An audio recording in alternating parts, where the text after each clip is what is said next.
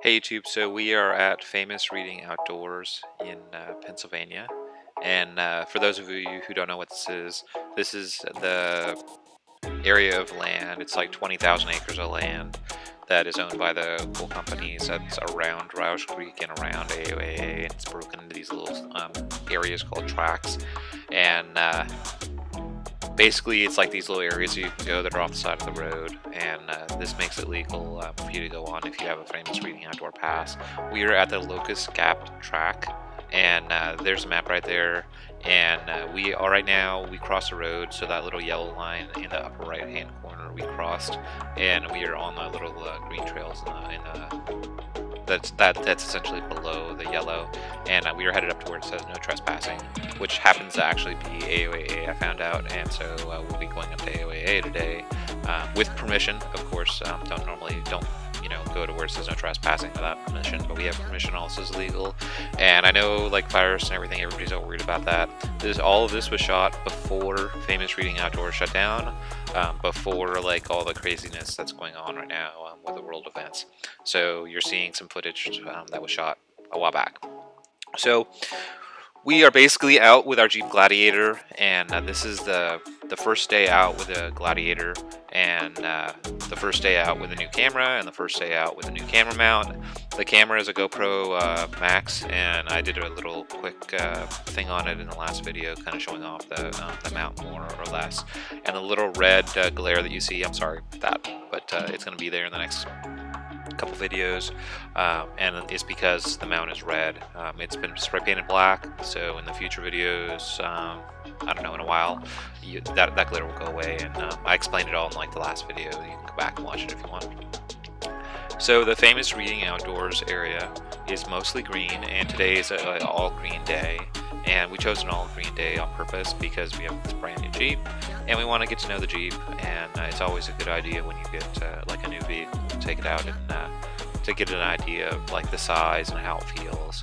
And what you're going to discover if you're new to Jeeping is that a lot of people that drive their vehicles, like they have no idea what they're doing.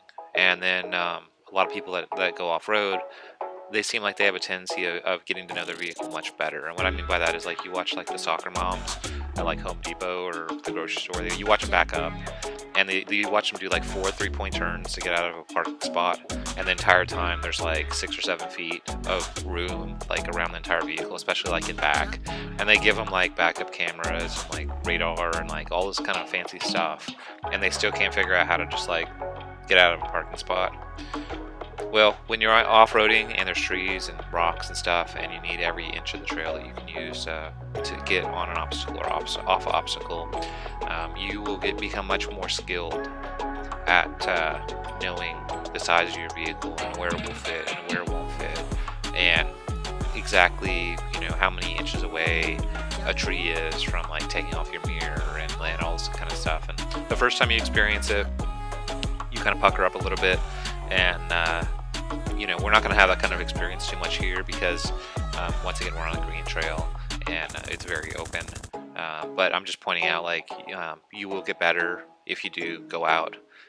You will learn your vehicle, and so we chose to go out with our vehicles so we could start learning the vehicle, and we chose to start on greens.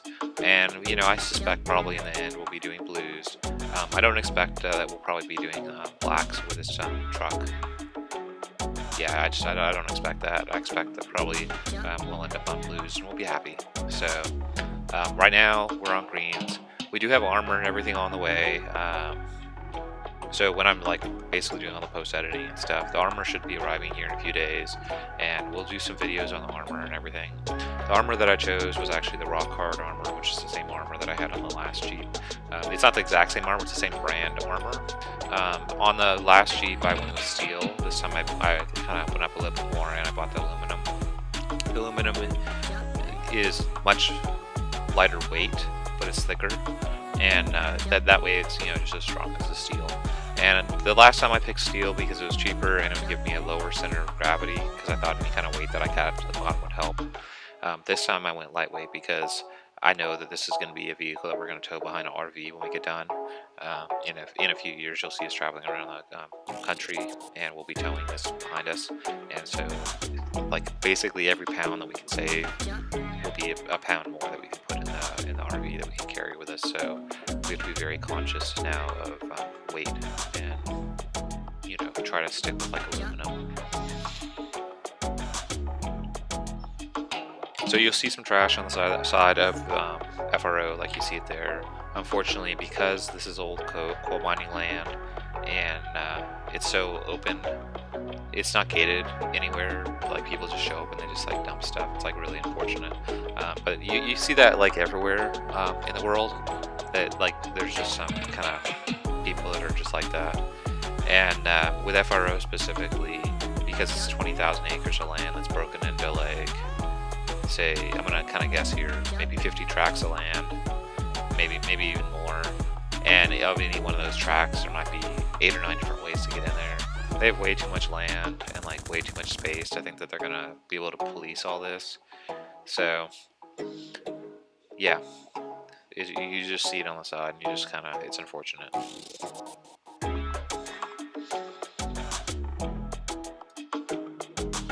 So you will notice, like looking at these trails, a lot of it looks a lot like Roush, and that's because we are essentially in the same area as Roush and AOAA, but a lot of it does feel like Roush. A lot of the trails that I've been on at Reading, and they may not all be like this, but a lot of the ones that I've been on so far have been very wide. But once again, I mean, I've only done really greens at Reading. I haven't done any blacks, but I did help a little bit with the X Rock competition rocks. I did go over there and I saw those, and I helped them get their truck out or whatever when they got stuck and stuff. And that stuff is like actually pretty amazing looking. Huge rock piles and stuff. And later on this season, if all this kind of world event stuff goes away, we'll actually be there when they're doing the X Rock and the SLRCC, and we'll do some video footage of some professional rock crawling that you get to see. That'll be fun. And that'll be over, and I believe they call it the Blackwater section.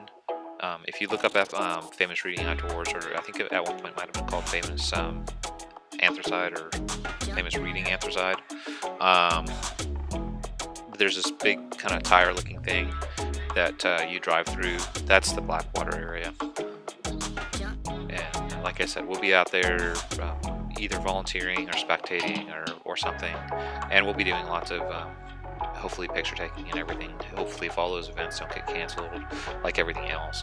But the Reading one specifically, which is the one that we want to go to, is in the later part of the season, so we have very much high hopes that it won't get canceled. So there are obstacles out here, and this is one of the obstacles. So this will be one of the first obstacles that we get to do with a Jeep. And I know this is like kind of like a little baby obstacle, but still it is an obstacle. And so this is a little hill climb. And what you'll notice is basically I kind of gunned up it, and then I don't slow down before the top. So I actually like touched right there, which wasn't like too cool. Like I kind of got the frowny face from my co-pilot. That I let the Jeep touch the top of that. So essentially, like when you go over the tops of things like that, if you don't want a high center, you want to go over it at an angle. That way, like one of the wheels is still over it and one of the wheels is not over it. You don't want to go straight across it like I did. And then the other thing is if you go over it slowly, the shocks won't be as compressed, and then you may not even hit at all. So maybe gun it to get up it, but then like when you go over the peak, don't be so fast when going over it. So what I'm doing here is I'm waiting for the other vehicle to come over. Always be mindful of the vehicle behind you, and I wanted to make sure that they could see where we came down at, because obviously I would have disappeared out of their view frame when they came over that hill. So made sure I was clear of the blind uphill, and then I made sure that they saw me come down, just like all the other rides. So we will see you around, and this footage, like I said, is the Famous Reading Outdoors in Pennsylvania.